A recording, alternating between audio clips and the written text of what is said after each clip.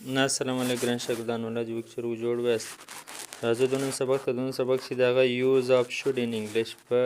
انګلیش کې د شود استعمال ډیر ښایسته بنیادی اډوانس سبق دی ګرامر دی ډیر ښایسته ګرامر دی راځي د دې استعمالونه درښیم د دې څو استعمال د کوم وختو پر کوم ځایو باندې دا موږ استعمالولی شو د څه لپاره اول د وارد په دې جمله کې موږ دا استعمالو اډوایس د مشورې لپاره د نصیحت لپاره موږ دا چاته مشوره ورکوو should استعمالو you should take medicine ته باید دوا وخورې دلته د مشورې لپاره استعمال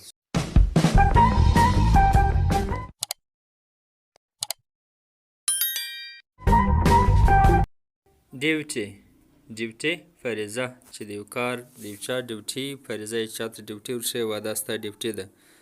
دا پر تا باندې فرض دی دا کار لازم دی د دې لپاره موږ دا استعمالوو we should abide by the law موږ باید د قانون پابندي وکړو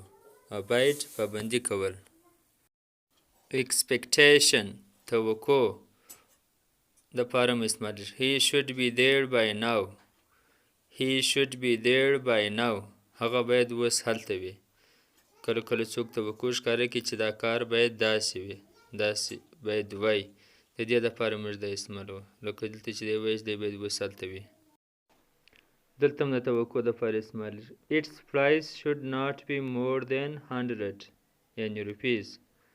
its price should not be more than 100 د دې بیه باید تر 100 زیاته نه وي دلته هم توقع دی چا توقع دا دی چې هغه شي ته وګوري نو دا وایي چې د دې بیه باید دومره وي اندازه لګوي why should I wear this loss زه ولې باید دا تاوان برداشت کړم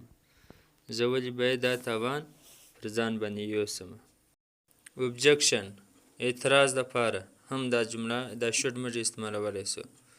او ستاسو چې پوهیږئ د should معنا باید You should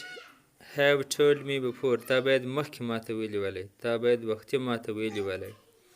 اعتراض پر کې پر چا باندې دا before او before امریکایي او before برطانوي لهجه ده passive of should د should passive بیا څنګه هغه خو اکټیو جملې ولې دلته اوس passive کې موږ استعمال څنګه راوستی سو په passive کې موږ دا کوو چې third form به ورسره کوو passive کې به third form ورسره کوو او be به هم ورسره مثلا he should be told the truth